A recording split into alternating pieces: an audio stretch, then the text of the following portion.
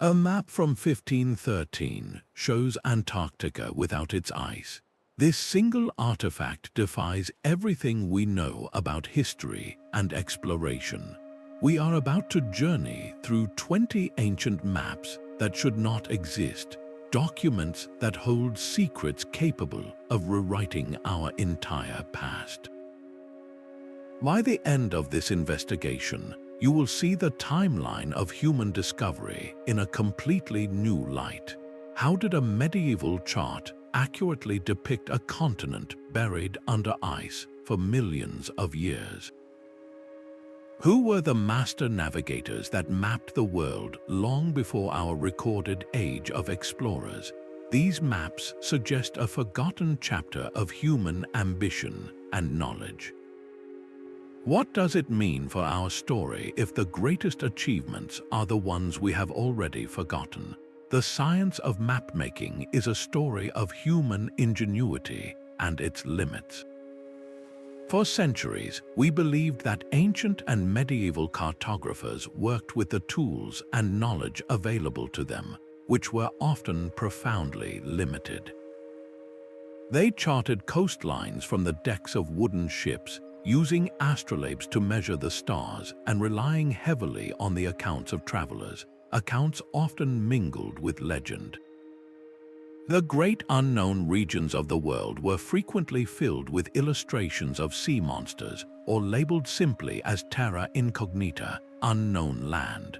According to the history books we all learned from, the first truly accurate picture of our entire planet only began to emerge during the so-called Age of Exploration, a period starting in the 15th century.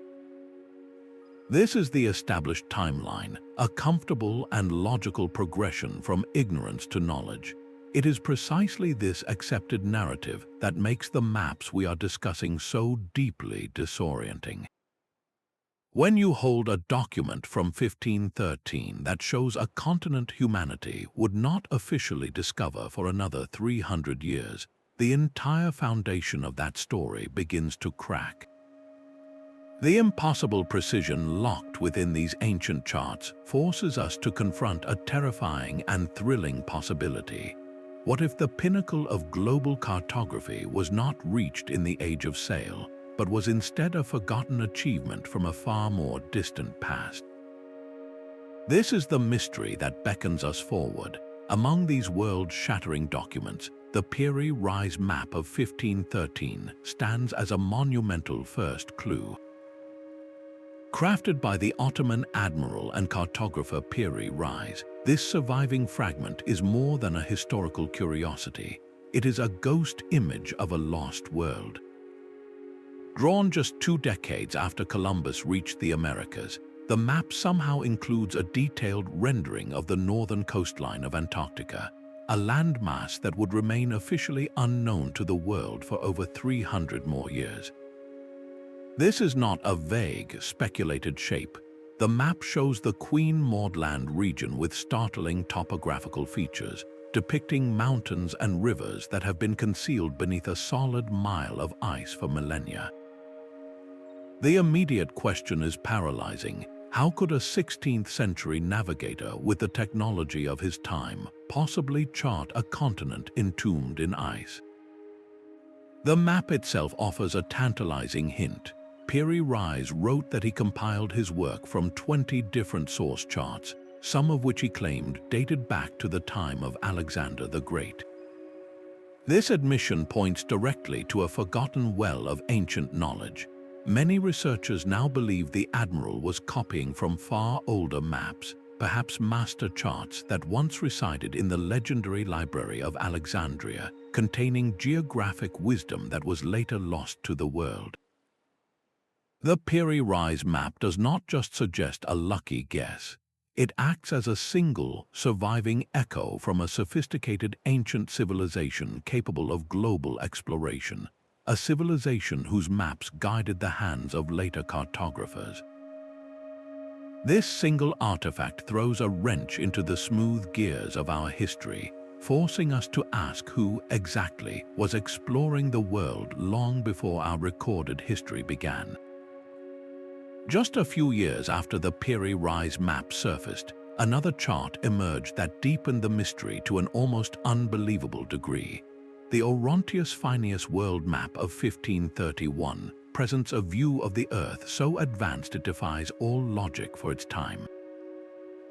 Created by the French mathematician Oronteus Finaeus, this map does not just hint at the Antarctic coastline, it depicts the entire continent, and it shows it not as a frozen wasteland, but as a land free of ice, complete with flowing rivers, towering mountains, and fjords that look as if they were drawn from direct observation. The most chilling part is how accurately these features align with what we know today. Modern subglacial surveys, using radar and seismic technology to peer beneath the ice, have revealed the true topography of Antarctica. The mountain ranges, the river valleys, the coastal inlets on the Finaeus map correspond with an eerie precision to the landscape hidden under miles of solid ice. This is not a case of a lucky guess or a vague approximation. The map shows interior geographical details that have been completely obscured for millions of years. How could a 16th century scholar, working with the best knowledge of his day, possibly chart a continent's river systems when those rivers had been buried under an impenetrable sheet of ice since long before the dawn of humanity? Oronteus Finaeus himself provided a crucial clue. He openly stated that he was not the original source of this information, but was instead compiling his work from even older, more ancient maps. This admission points directly to a source of knowledge that predates recorded history. The existence of such a map forces a staggering conclusion. It suggests that a sophisticated civilization, possessing advanced seafaring and cartographic skills, must have explored and mapped the entire globe at a time when Antarctica was temperate and ice-free.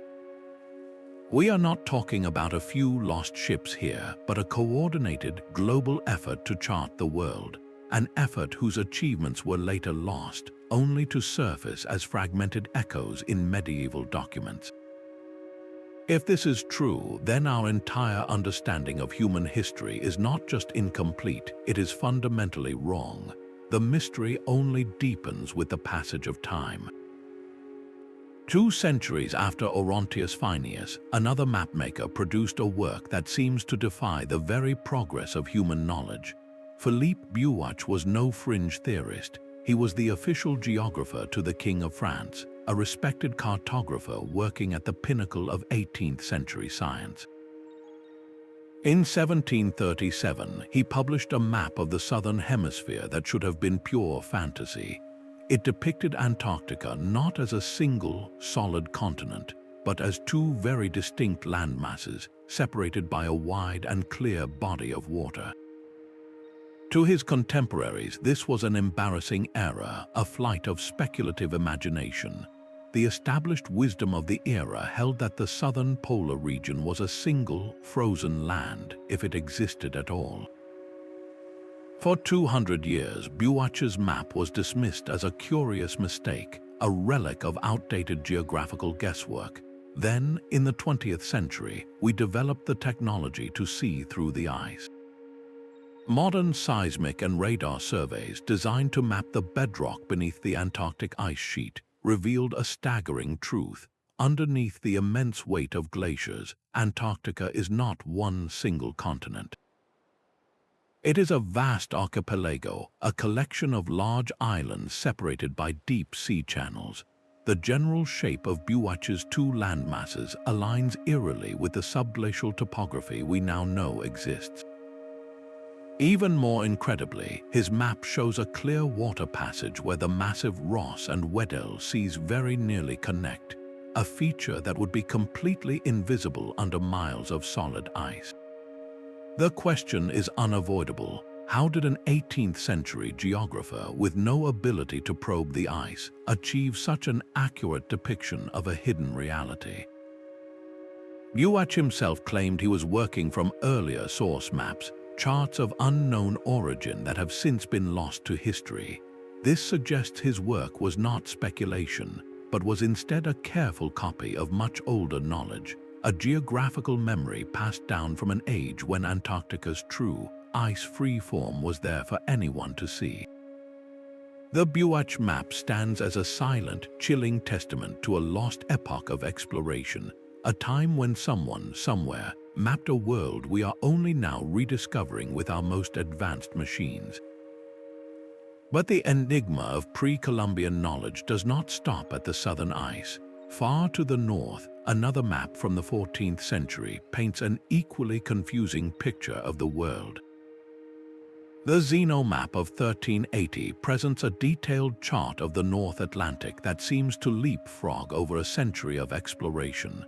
Created from the accounts of the Venetian Zeno brothers, Niccolo and Antonio, this document shows Iceland and Greenland with a clarity that was rare for its time. Yet it is the lands lying even farther to the west that ignite the most intense debate.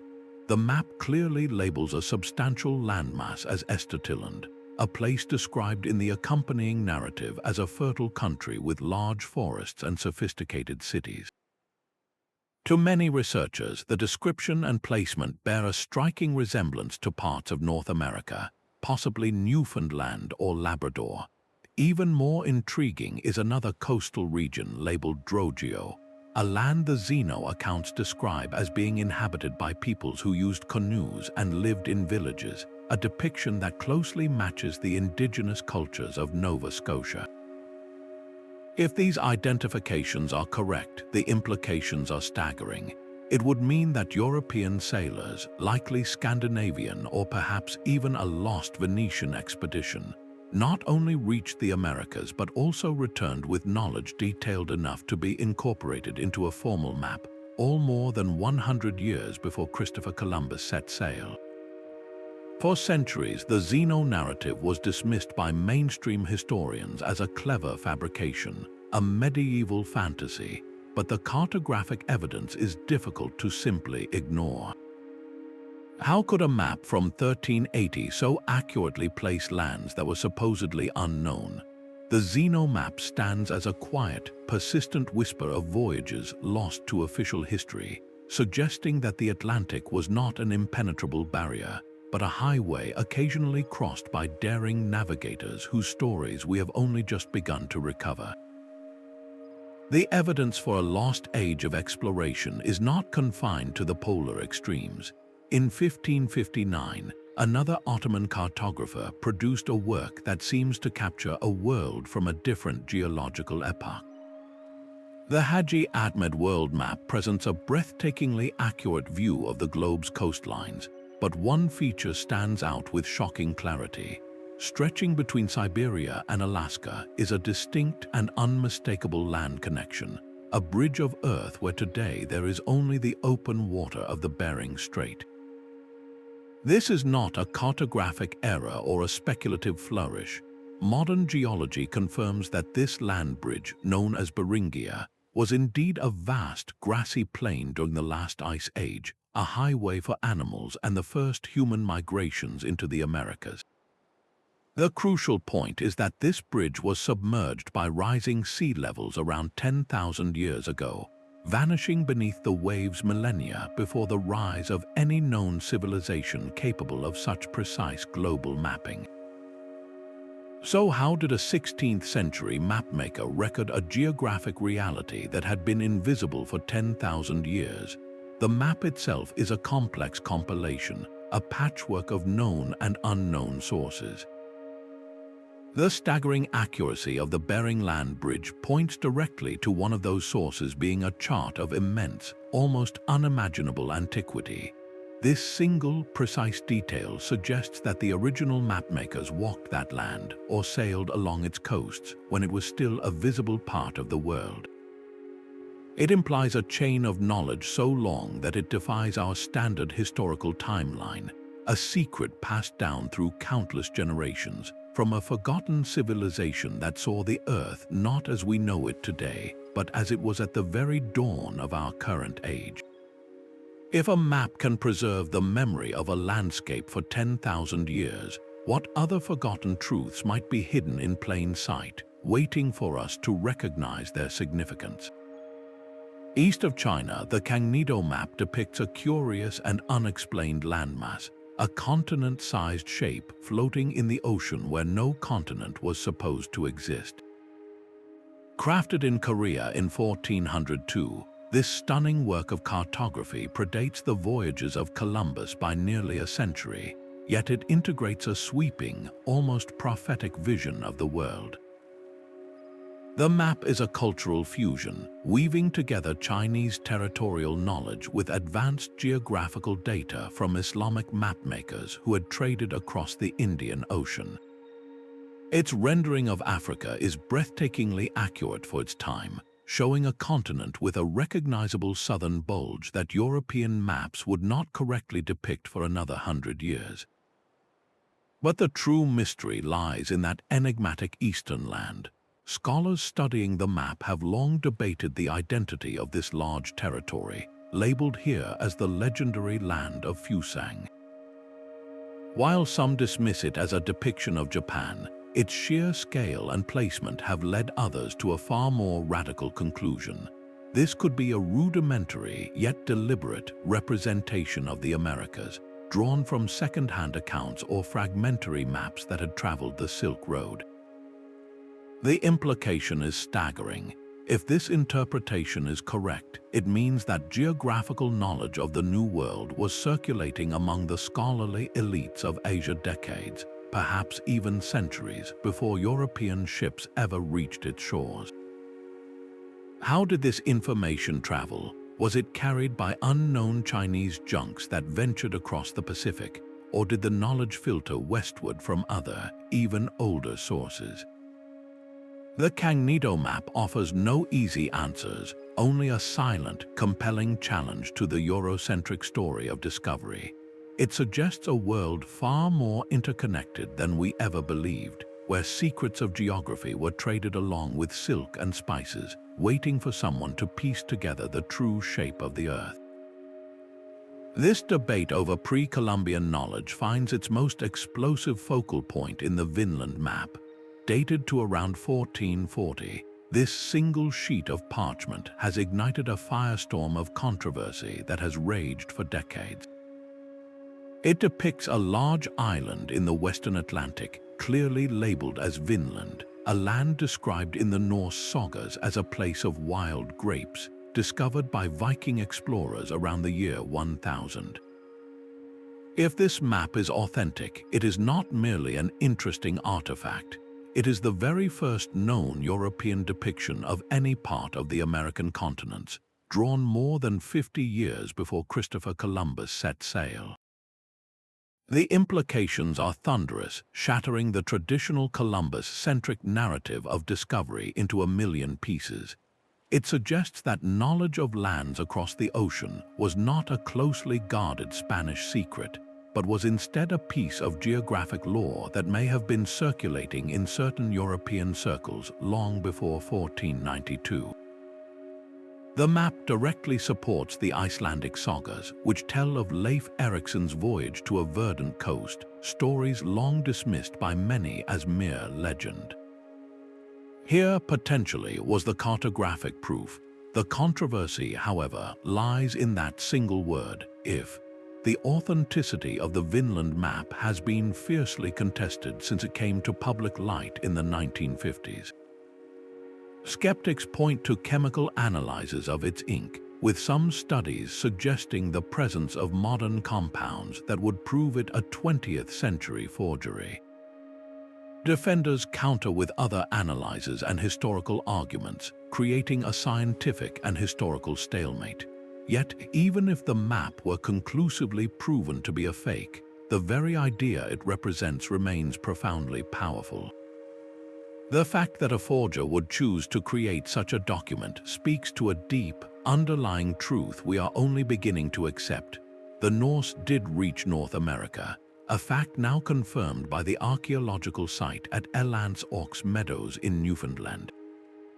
The voyages described in the sagas were real, so whether the Vinland map itself is a genuine medieval document or a brilliant modern hoax, its message is the same. It forces us to acknowledge a more complex, layered history of transatlantic exploration, one where Viking longships beat the great caravels of Spain by half a millennium. This single, disputed map challenges us to ask what other discoveries have been suppressed, forgotten, or simply ignored because they did not fit the clean story we preferred to tell. Claudius Ptolemy never saw his own world map. His great work, the Geographia, written in the 2nd century, was a theoretical masterpiece of latitudes and longitudes, a set of instructions for drawing the world. The original maps it described were lost to Europe for over 1,000 years, surviving only through meticulous copies made by Arab scholars who preserved this ancient Greek knowledge. When his text finally flooded back into Renaissance Europe in the 15th century, it ignited a cartographic revolution. Scholars, working from his numerical data, rushed to reconstruct the world as Ptolemy had envisioned it. The results were maps that were brilliantly advanced and strangely archaic all at once.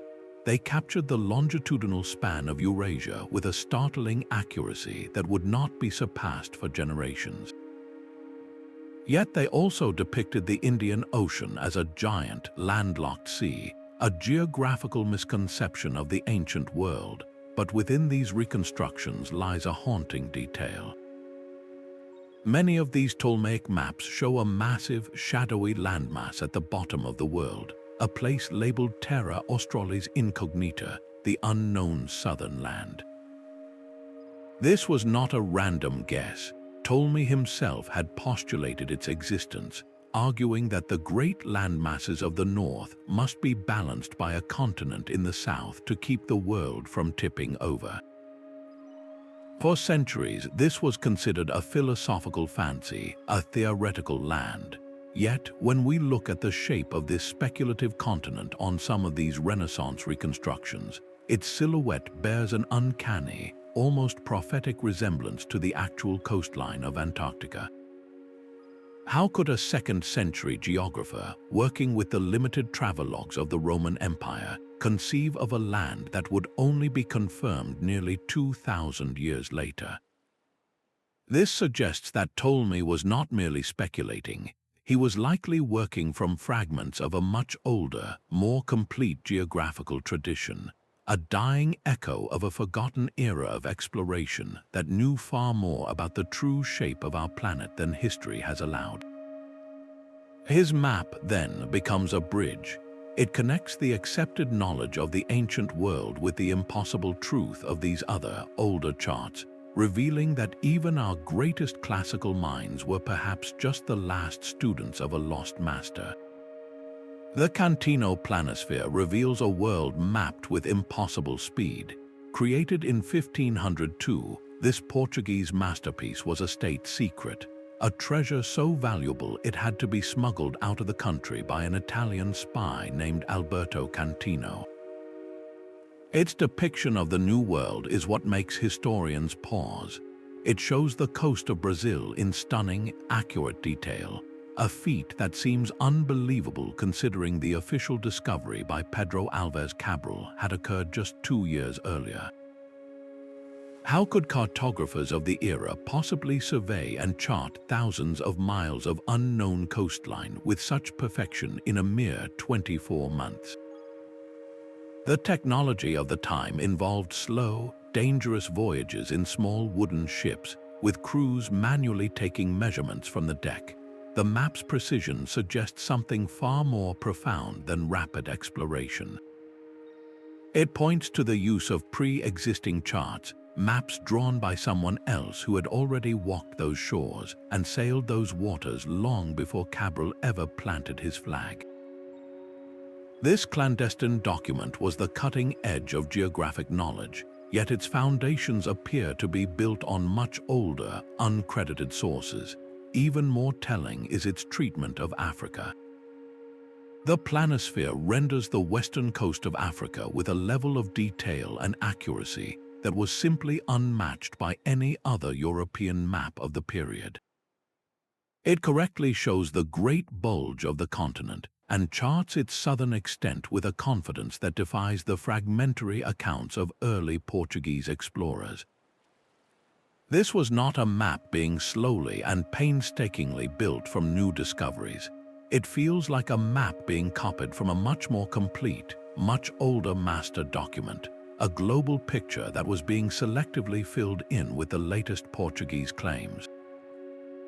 The Cantino Planisphere stands as a monument to a hidden truth of the age of exploration. It suggests that the great European voyages were not always journeys into the complete unknown, but were sometimes navigated using stolen fragments of a far more ancient geography, a lost atlas of the world that someone, long before, had already completed. The Waldseemüller map of 1507 is a document that seems to defy the very flow of time. Often called the birth certificate of America, it was the first to label the new lands across the Atlantic with the name America, in honor of the explorer Amerigo Vespucci. But its true mystery runs far deeper than a simple name. This map did something revolutionary, something that should have been impossible for another decade. It depicted the Pacific Ocean. It showed a vast, open body of water lying to the west of the Americas, a full 4 years before the Spanish explorer Vasco Núñez de Balboa first glimpsed it from a peak in Panama, and a full 14 years before Ferdinand Magellan's fleet painfully navigated its immense expanse.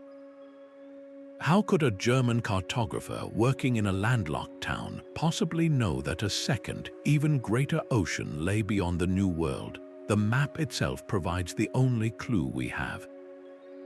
Martin Waldseemüller wrote that he had compiled his work from a variety of sources, including the voyages of Vespucci.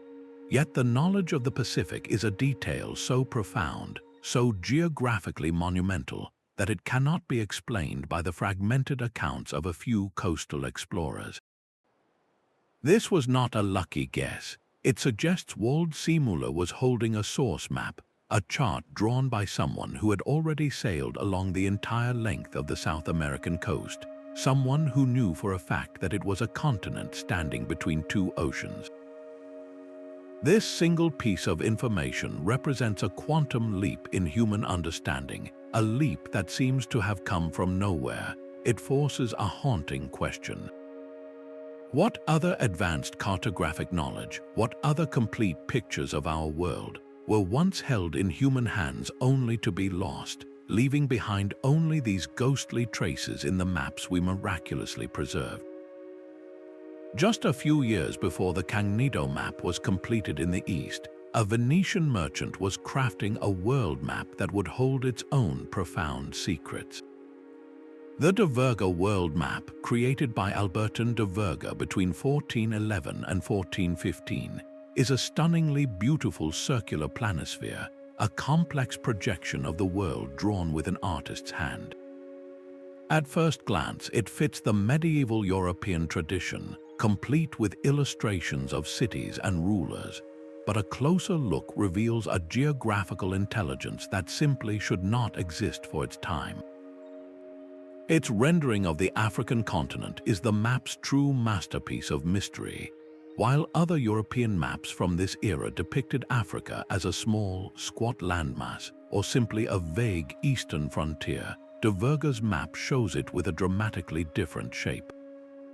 It captures the continent's distinctive western bulge, and most astonishingly, it traces a long, sweeping southern coastline that seems to arc toward a southern polar region.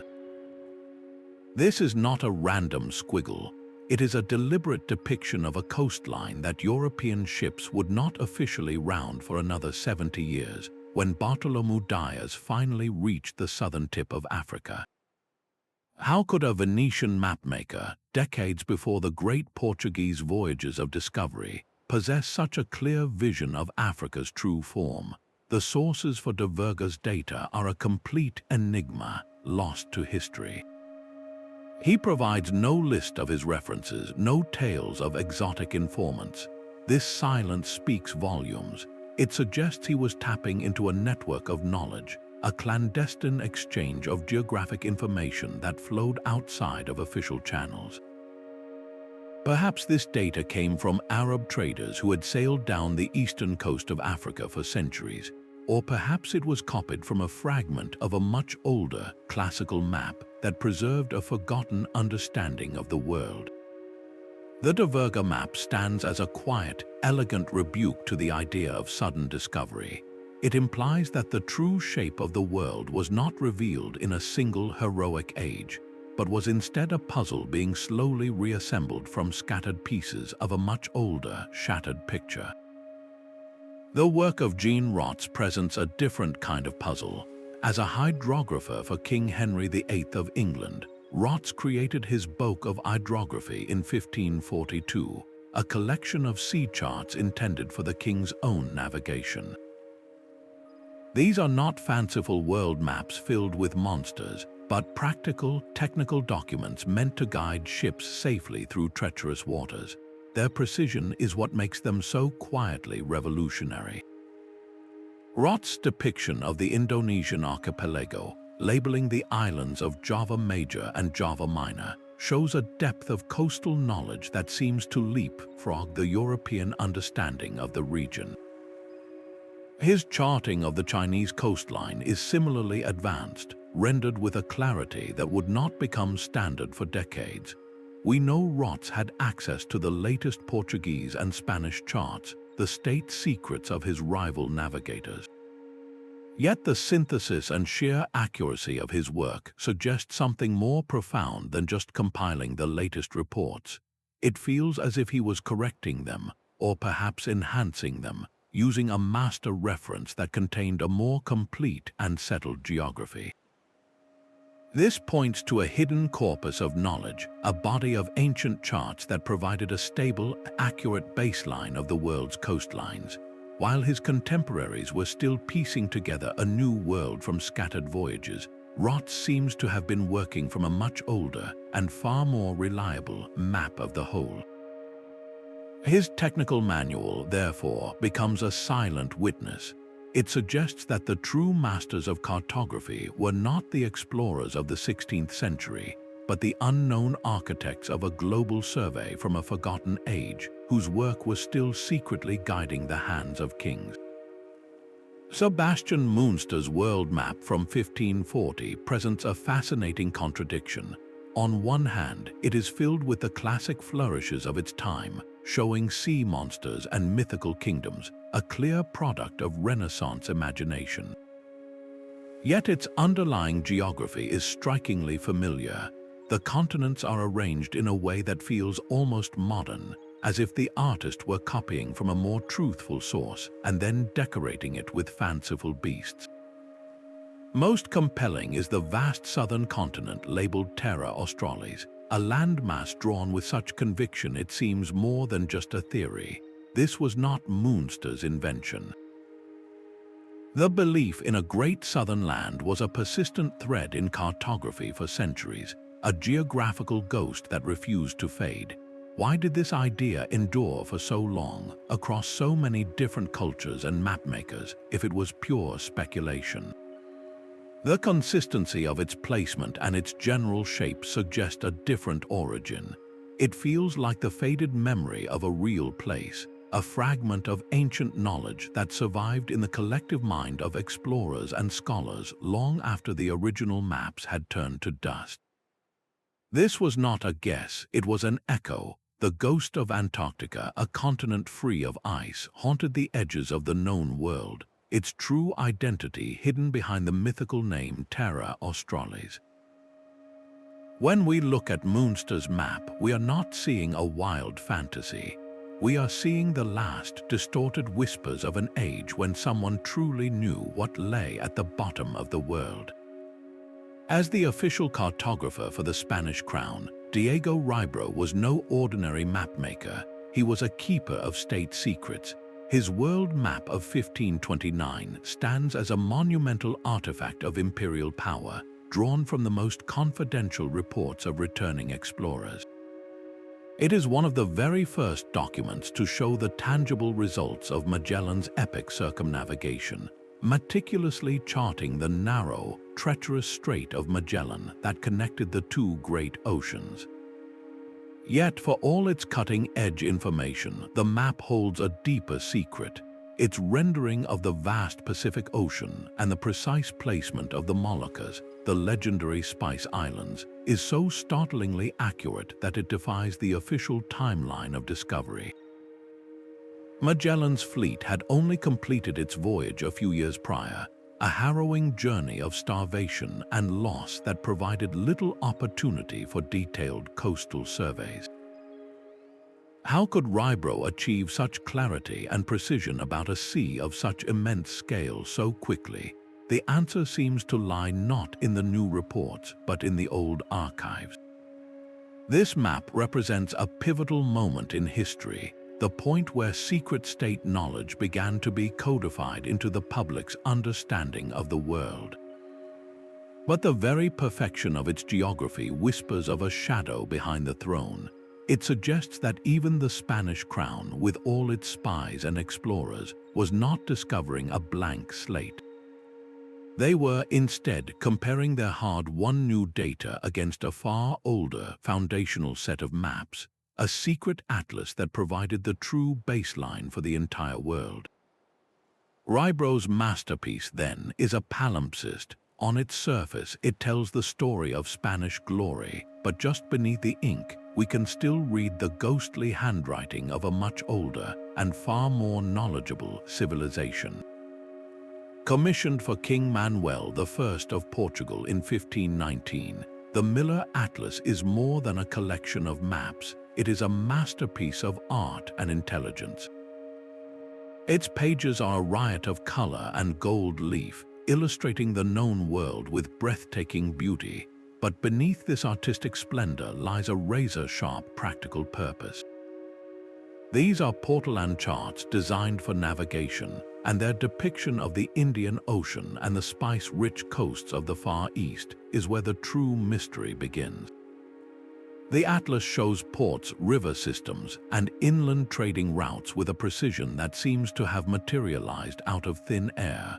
For the Portuguese crown, this was the ultimate strategic asset, a detailed guide to the wealth of the East.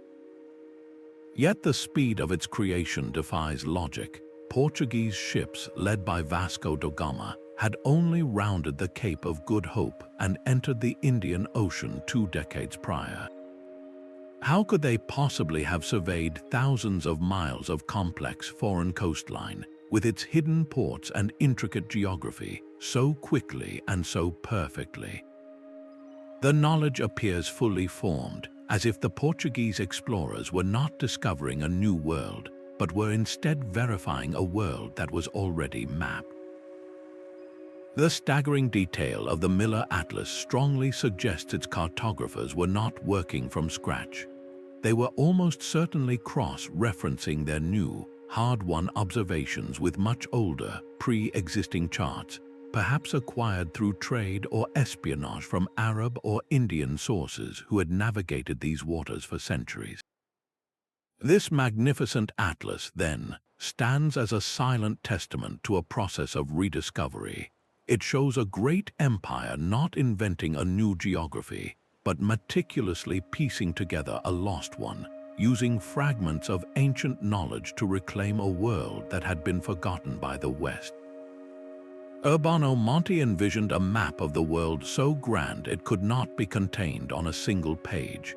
In 1587, this Italian scholar embarked on a colossal project, a planisphere composed of 60 individual sheets designed to be assembled into a single, breathtaking disk over 3 meters wide. To stand before it would have been to see the entire Earth laid out at once, a cartographic feat of pure ambition. His chosen perspective was as revolutionary as its scale. Monti centered his entire map on the North Pole, looking down upon the world from the top of the globe. This polar azimuthal projection was a sophisticated mathematical technique, one that would not become commonplace for centuries. But the map's true enigmas are locked within its sprawling, hand-drawn coastlines. It depicts Japan with a shape and orientation that feel curiously modern, and it shows California not as a peninsula but as a large island, a geographical misconception that, paradoxically, some scholars believe may have reflected a temporary insular formation from ancient flooding. Most haunting of all is its treatment of the southern extremes. The map illustrates a vast, detailed Antarctic region, its landmass curiously free of the impenetrable ice sheet we know today. How could a man who never left Italy conceive of such a comprehensive and technically advanced view of the planet? Monti himself provided the key. He openly wrote that his work was a synthesis, compiled from a vast library of sources that included not only the latest travelogues from explorers but also, crucially, a collection of much older classical maps. His monumental effort was not one of pure invention but of compilation. He was stitching together a patchwork of knowledge, some of it new, but much of it clearly ancient, weaving the frayed threads of a lost geography into his unified vision. The Urbano Monti map, therefore, stands as a magnificent and fragile bridge. It represents the pinnacle of Renaissance curiosity, an attempt to reconcile the thrilling discoveries of the age with the persistent, inexplicable whispers from a far more distant past. In its 60 sheets, we see the final, desperate effort to preserve a complete picture of the world before the last fragments of that ancient knowledge vanished forever. Locked away for centuries in Oxford's Bodleian Library was a map that silently rewrote history.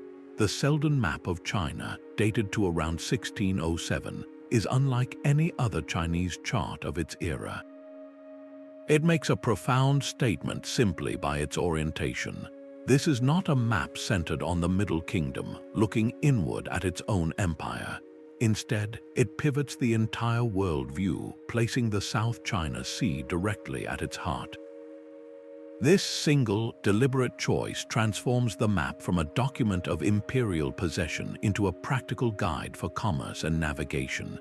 It reveals a world connected by water, not divided by land. With stunning precision, the map charts the intricate web of trade routes linking ports from Japan all the way to the spice-rich islands of the Indonesian archipelago. But its true genius lies in the hidden geometry of its design. The map employs a sophisticated grid of room lines radiating from a central compass rose, a technical feature previously thought to be a European invention. This complex system allowed a navigator to plot a constant bearing across the open ocean, a method essential for long-distance blue water sailing. How could a Chinese map possess such advanced nautical science at a time when the official court was increasingly turning its back on the sea? The Selden map provides no official edicts or imperial seals. It speaks a different language, the language of merchants and sailors. It charts a hidden chapter of Chinese history, one not dictated by emperors but driven by the relentless engine of trade. It reveals a vast, decentralized network of Chinese commercial voyages that operated for generations, a maritime tradition so advanced and so outward-looking that it fundamentally challenges the traditional narrative of an isolated, land-based China. This single piece of parchment is a ghostly blueprint of a lost world system, a testament to the countless junks that once sailed these waters, weaving together a global interconnection long before the West ever arrived. The sudden appearance of the Dulcet Portolan chart in 1339 is like a perfectly formed idea emerging from a sea of confusion. Angelino Dulcet, a Genos cartographer working on the island of Majorca, produced a map of Europe and North Africa so accurate it seems to have bypassed centuries of medieval geographical error. The coastlines of the Mediterranean, the boot of Italy, the Iberian Peninsula, and even the Atlantic shores of France and Britain are rendered with a startling, almost modern clarity. This is not a map filled with mythical beasts or speculative landmasses. It is a practical, detailed Portolan chart, crisscrossed with a spiderweb of room lines designed for one purpose: to guide a ship's captain safely from one port to another. And that is precisely what makes it so deeply puzzling to historians. How could such a sophisticated navigational tool simply appear fully formed in the 14th century?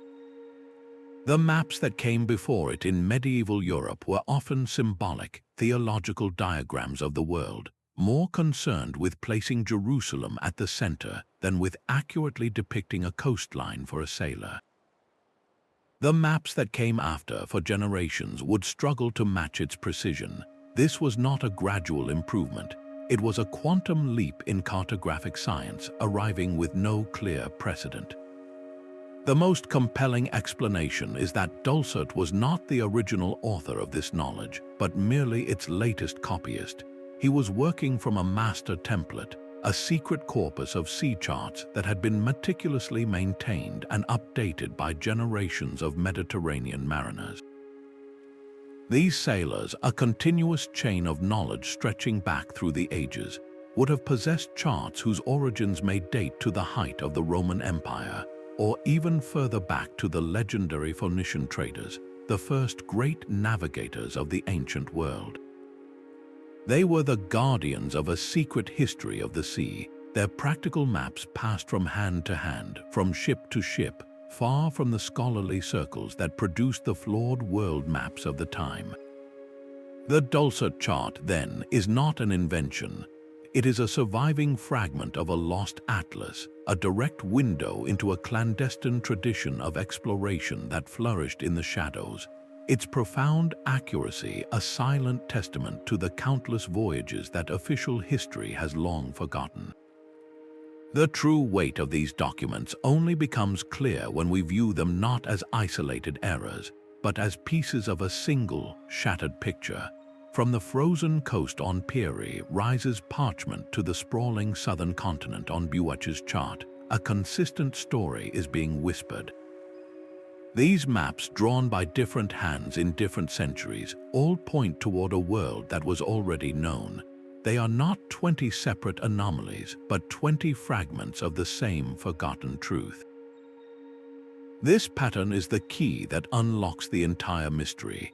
How could a Korean map, a Venetian chart, and an Ottoman planisphere all contain advanced knowledge of lands their cultures were not supposed to know? The answer lies not in coincidence but in a common source. Each cartographer, from Oronteus Finaeus to Urbano Monti, openly admitted they were not the original authors of this geography. They were copyists working from source maps that were already ancient in their own time. This is not a chain of lucky guesses. It is the echo of a system. The precision of the coastlines, the accurate placement of continents, and the deep understanding of global geography all point to one staggering conclusion.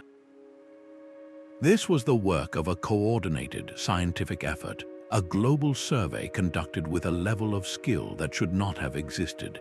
We are looking at the ghost of a civilization that mastered the art of mapping the entire planet. This lost society possessed seafaring technology and mathematical knowledge sophisticated enough to chart the world, from the ice-free rivers of Antarctica to the submerged plains of Beringia. Their achievement was so complete that its fragments guided navigators for millennia after the civilization itself had crumbled into dust. The implications rewrite our entire past. Human history may not be a slow, steady climb from ignorance. It might instead be a cycle, a series of rises and catastrophic falls, where knowledge is won, lost, and then won again. We may simply be the latest chapter, rediscovering a world that was mapped in exquisite detail long before we ever believed it was possible. Our journey through these 20 impossible maps reveals a world far more complex and mysterious than our history books suggest. From the ice-free coasts of Antarctica on the Piri Reis Map to the pre-Columbian outlines of America on the Vinland Map, the evidence is compelling. These artifacts are not mere curiosities. They are fragments of a lost story, challenging us to rethink the entire narrative of human progress. They are not random errors, but pieces of a single, shattered picture, a global map from a time before time. The sheer consistency across centuries and cultures points to a shared source of knowledge, a foundational geography that guided the hands of these disparate cartographers. This was not a series of lucky guesses. It was the echo of a system. These maps hint at explorers, scientists, and entire civilizations whose monumental achievements have been erased by the slow grind of time, leaving behind only these ghostly traces on parchment and vellum. They suggest that our history may not be a straight line from ignorance to enlightenment, but a cycle of ascents and catastrophic collapses where knowledge is won, lost, and then painstakingly recovered. Let this investigation be a starting point for your own curiosity. Look at the world map on your wall with new eyes. What other secrets does our past hold, waiting just beneath the surface of what we think we know? Share your thoughts on these cartographic mysteries in the comments below, and subscribe to continue unraveling history's greatest enigmas with us.